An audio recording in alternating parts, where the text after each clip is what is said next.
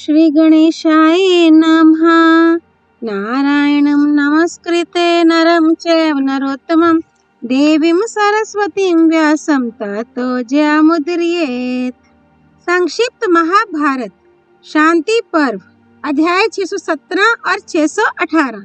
अध्याय 617 समंग का नारद जी से अपनी शोकहीन स्थिति का वर्णन तथा नारद जी का गालव मुनि को श्रेय का उपदेश। युधिष्ठिर ने पूछा, पितामह, संसार के जीव दुख और मृत्यु से सदा डरते रहते हैं, अतः आप ऐसा उपदेश करें जिससे हमें उन दोनों का ही भय ना रहे। भीष्म जी ने कहा, भारत, इस विषय में नारद और समंग के संवाद रूप प्राचीन इतिहास का उदाहरण दिया जाता है। एक बार नारद जी ने समंग से पूछा, मुने, तुम सदा आनंद मगन और शोकहीन से दिखाई देते हो, तुम्हारे भीतर कभी लेश मात्र भी उद्वेग नहीं दिख पड़ता।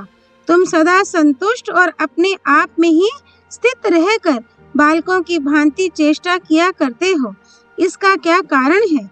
समंग ने कहा, मानद, मैं भूत, वर्तमान और भविष्य के स्वरूप तथा उसके तत्व को जानता हूँ। इसी से मेरे मन में कभी विषाद नहीं होता। मुझे कर्मों के आरंभ का तथा उनके फलोदय काल का भी ज्ञान है और लोक में जो भांति भांति के कर्म फल प्राप्त होते हैं उनको भी मैं जानता हूँ। इसी से कभी उदास नहीं होता। जगत में गंभीर, विद्वान, मूर्ख, अंधे और जड़ भी जीवित रहते हैं तथा स्वस्थ शरीर वाले देवता, बलवान और निर्बल सभी अपने कर्मानुसार जीवन धारण करते हैं। इसी तरह हम भी जी रहे हैं। 1000 रुपए वाले भी जीवित हैं और 100 रुपए वाले भी, तथा कुछ लोग साग खाकर ही जीवन धारण करते हैं। इसी तरह हमें भी जीवित समझिए। मनुष्य जिसके कारण किसी को प्राज्ञ, बुद्धिमान कहते हैं, उस प्रज्ञा बुद्धि की जड़ है इंद्रियों की प्रसन्नता।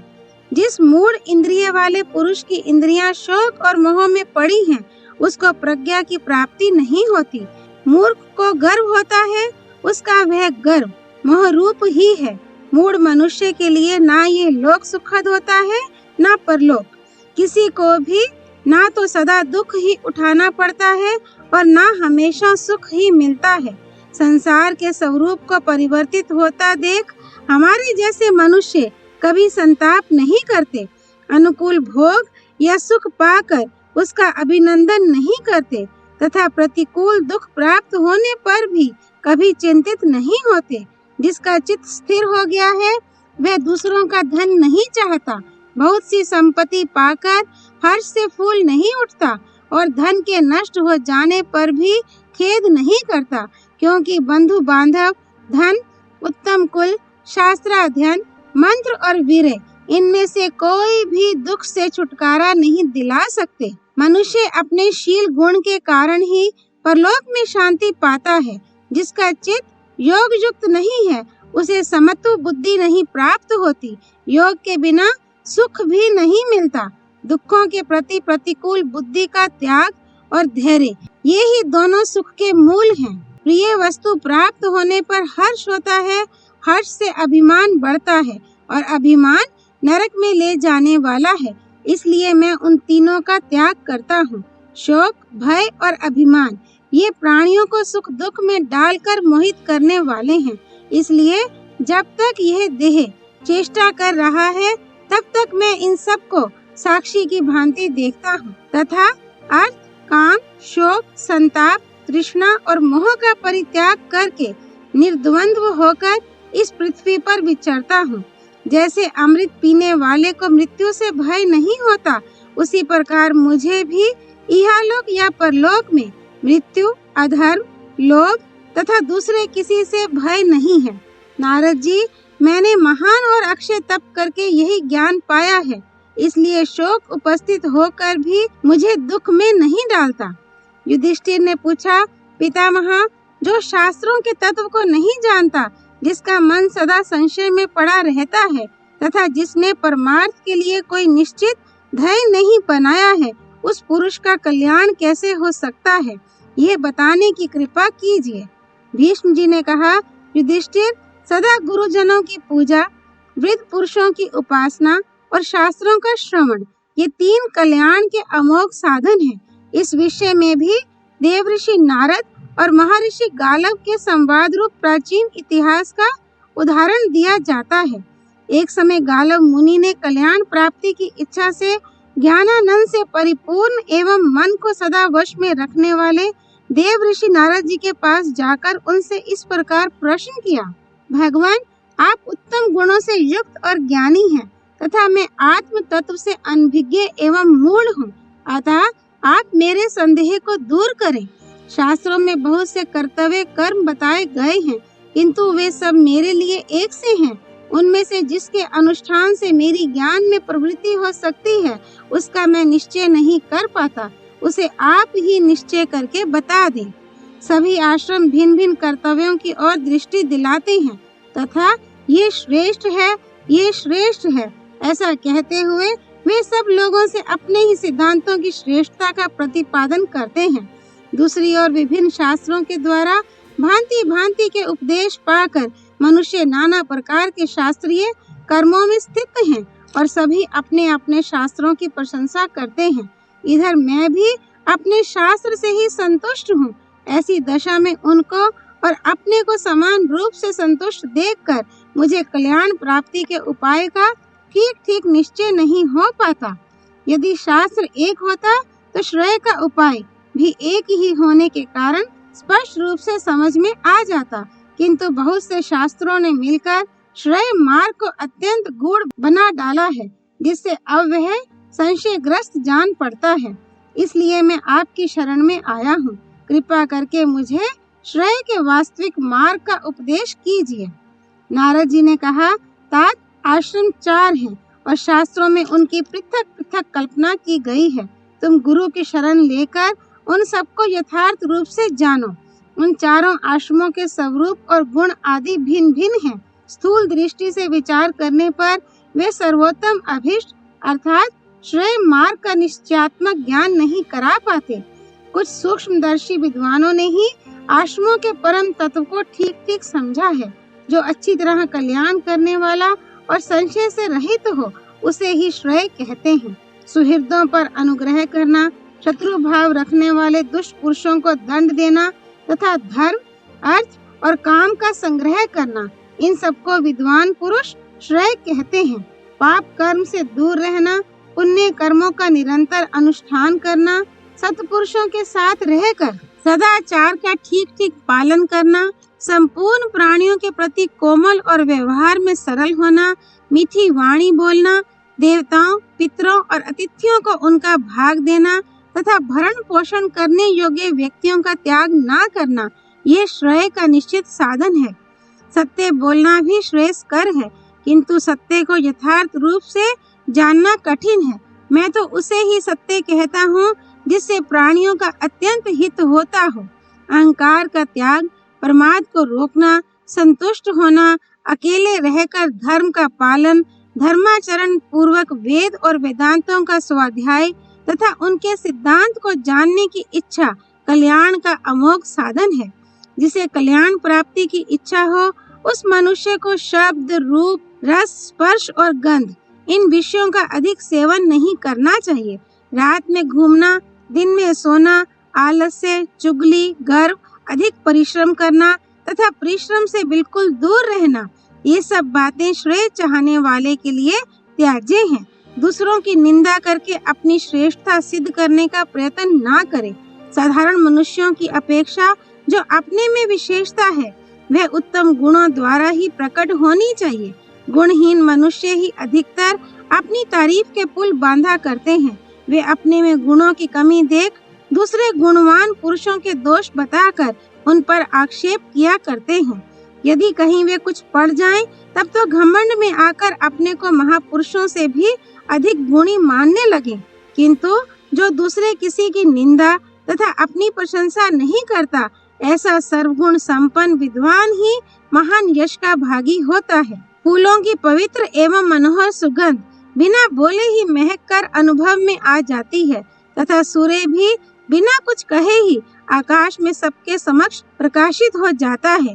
इसी प्रकार संसार में बहुत सी ऐसी वस्तुएं हैं जो बोलती नहीं किंतु अपने यश से प्रकाशित होती रहती हैं।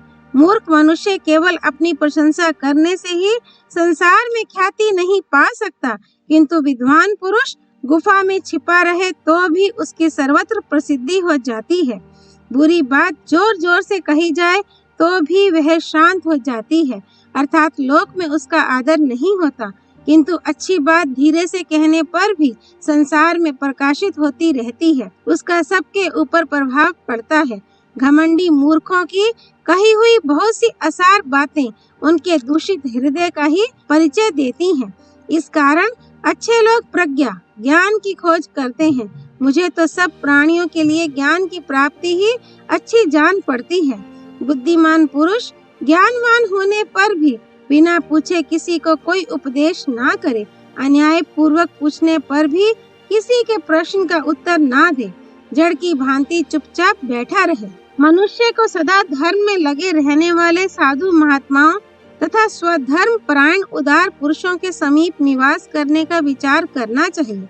जहाँ चारों वर्णों के धर्मों का परस्पर सम्मिश्रण होता हो, वहाँ श्रेय की इच्छा वाले पुरुष को नहीं रहना चाहिए। किसी कर्म का आरंभ ना करने वाला और जो कुछ मिल जाए उसी से संतुष्ट रहने वाला पुरुष भी पुण्यात्माओं के साथ रहने से पुण्य और पापियों के संसर्ग में रहने से पाप का भागी होता है। जैसे जल और अग्नि के संसर्ग से कर्मशः शीत और उष्ण स्पर्श का अनुभव होता है, उसी प्रकार पुण्यात्मा और पापियों के संग से पुण्य एवं पाप दोनों का संयोग हो जाता है। विषाशी भृत्य वर्ग और अतिथि आदि को भोजन कराने के बाद भोजन करने वाले पुरुष रसास्वादन की ओर दृष्टि न रख करके ही भोजन करते हैं, किंतु जो अपनी रसना का विषय समझकर स्वादु अस्वादु का विचार रखते हुए भोजन करते हैं, उन्हें कर्म पाश में बंधे हुए समझना चाहिए। जहाँ ब्राह्मण अन्याय पूर्वक प्रश्न करने वाले पुरुषों को धर्म का उपदेश करता हो, आत्मज्ञानी को उस देश का परित्याग कर देना चाहिए। जहाँ के लोग बिना किसी आधार के ही विद्वानों पर दोषारोपण करते हों, वहाँ कौन रहेगा। जहाँ लालची मनुष्यों ने प्रायः धर्म की मर्यादा तोड़ डाली हो, उस देश को कौन नहीं त्याग देगा। परंतु जहाँ के लोग मात्सर्य और शंका से रहित होकर धर्माचरण करते हों, वहाँ पुण्यशील महात्माओं के पास अवश्य निवास करना चाहिए। जिस देश में मनुष्य धन के लिए धर्म का अनुष्ठान करते हों, वहाँ कभी ना रहे, क्योंकि वहाँ के निवासी पापी होते हैं। जहाँ जीवन रक्षा के लिए लोग पाप कर्म से जीविका चलाते हों, जहाँ राजा और उसके सेवकों में कोई अंतर ना हो, तथा जहाँ के मनुष्य अपने कुटुंबी जनों के पहले ही भोजन कर लेते हों, उस राष्ट्र को ज्ञानी पुरुष त्याग दे। जहाँ धर्म में श्रद्धा रखने वाले सनातन धर्मी श्रोत्रिय ब्राह्मण ही यज्ञ कराने और पढ़ाने के कार्य में नियुक्त हों, तथा उन्हीं लोगों को पहले भोजन कराया जाता हो, उस देश में निवास करना उचित है। जहाँ स्वाहा अग्निहोत्र, स्वधा श्राद्ध तथा वष्टकार इंद्रयाग का भली भांति अनुष्ठान होता हो, जहाँ के लोग बिना मांगे ही भिक्षा देते हों, जहाँ दुष्टों को दंड दिया जाता और साधु पुरुषों का सम्मान किया जाता हो, वहाँ पुण्यशील महात्माओं के बीच निवास करना चाहिए। जो जितेंद्रिय पुरुषों पर क्रोध और साधु महात्माओं के प्रति अत्याचार करते हों, उन लोभी और उद्दंड पुरुषों को जिस देश में अत्यंत कठोर दंड दिया जाता हो, तथा जहाँ का राजा सदा धर्म परायण होकर धर्मानुसार ही राज्य का पालन करता हो और संपूर्ण कामनाओं का स्वामी संपत्तिमान होकर भी विषय भोग से विमुख रहता हो, वहाँ बिना विचारे ही निवास करना चाहिए, क्योंकि राजा के शील स्वभाव जैसे होते हैं वैसी ही उसकी प्रजा भी होती है। वह अपने कल्याण का समय उपस्थित होने पर अपनी प्रजा का भी कल्याण करता है। तात, तुम्हारे प्रश्न के अनुसार यह मैंने श्रेय मार्ग का संक्षेप से वर्णन किया है। विस्तार से तो आत्म कल्याण की परिगणना हो ही नहीं सकती।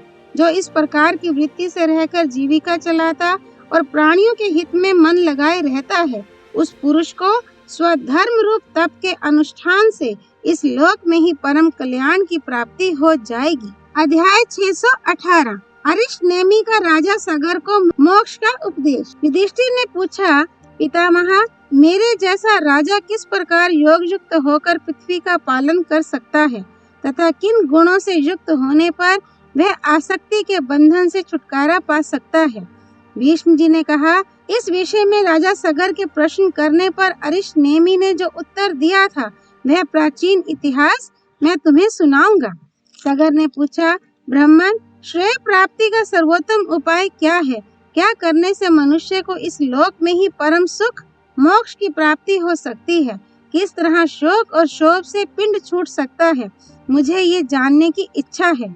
भीष्म जी कहते हैं, सगर के इस प्रकार पूछने पर समस्त शास्त्र वेताओं में श्रेष्ठ ताक्षय अरिष्टनेमि ने उनमें दैवी संपत्ति के गुण जानकर उनको इस प्रकार उत्तम उपदेश किया। सगर, संसार में मोक्ष का ही सुख वास्तविक सुख है, परंतु जो धन और धान्य के उपार्जन में व्यग्र तथा पुत्र और पशुओं में आसक्त हो रहा है, उस मूर्ख मनुष्य को उसका यथार्थ ज्ञान नहीं होता।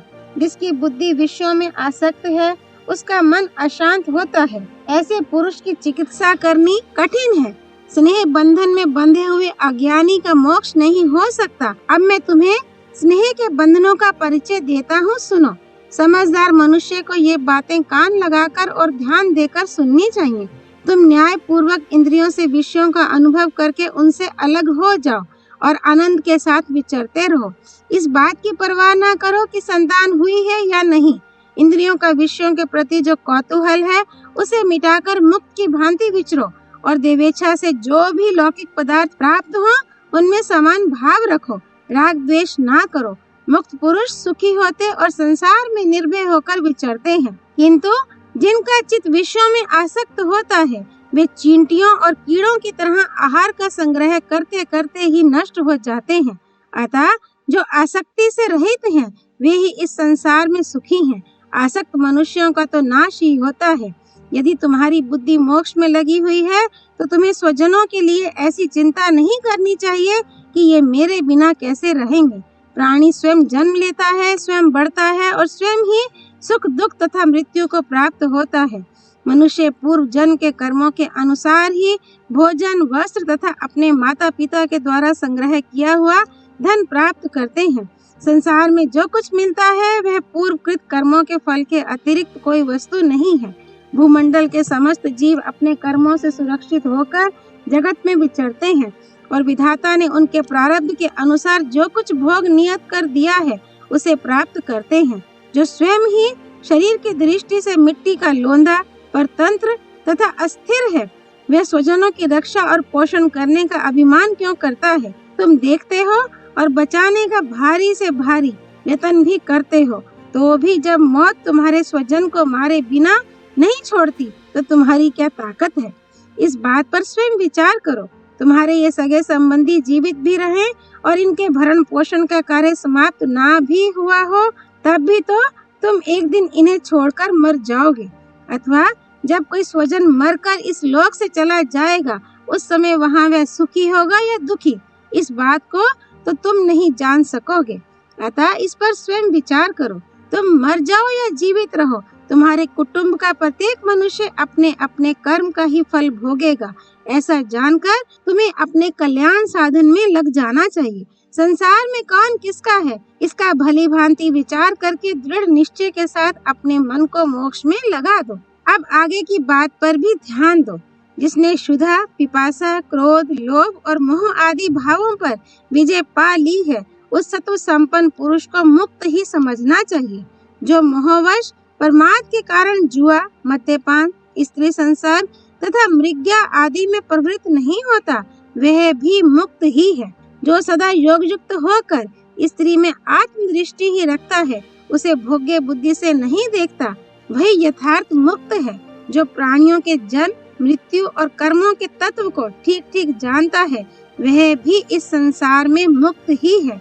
जो हजारों और करोड़ों गाड़ी अन्न में से एक प्रस्त शेर भर को ही पेट भरने के लिए पर्याप्त समझता है, उससे अधिक संग्रह नहीं करना चाहता तथा बड़े से बड़े महल में भी मांच बिछाने भर की जगह को ही अपने लिए आवश्यक मानता है, वह मुक्त हो जाता है।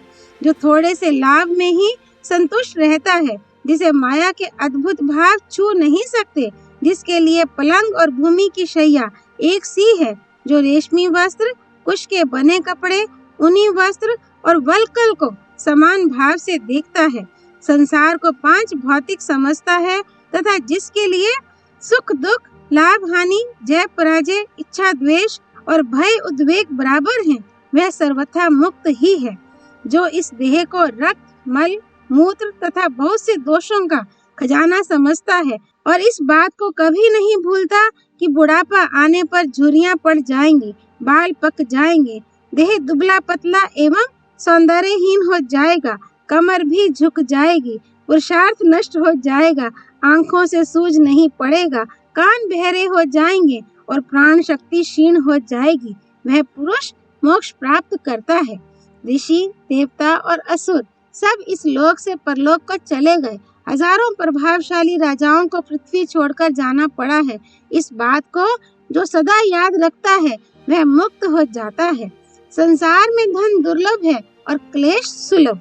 कुटुंब के पालन पोषण में भी यहाँ बहुत कष्ट उठाना पड़ता है। इतना ही नहीं, गुणहीन संतान तथा विपरीत गुणों वाले मनुष्यों से भी पाला पड़ता है। इस प्रकार संसार में अधिकांश कष्ट ही दिखाई देता है। ये जानकर भी कौन मनुष्य मोक्ष का आदर नहीं करेगा। शास्त्रों के अवलोकन से ज्ञानवान होकर जो संपूर्ण मानव जगत को असार समझता है, वह सब प्रकार से मुक्त ही है। मेरे इस वचन को सुनने के पश्चात तुम्हारी बुद्धि गृहस्थ आश्रम में स्थिर हो या संन्यास आश्रम में, वहाँ ही रहकर मुक्त की भांति आचरण करो। राजा सगर अरिष्ट नेमि के उपयुक्त उपदेश को सुनकर मोक्षोपयोगी गुणों से युक्त हो प्रजा का पालन करने लगे। ओम तत्सत। नर नारायण भगवान श्री कृष्ण की जय। भगवती सरस्वती देवी की जय। भगवान व्यास अवतार श्री कृष्ण द्वैपायन की जय। श्री हरि अर्पणमस्तु।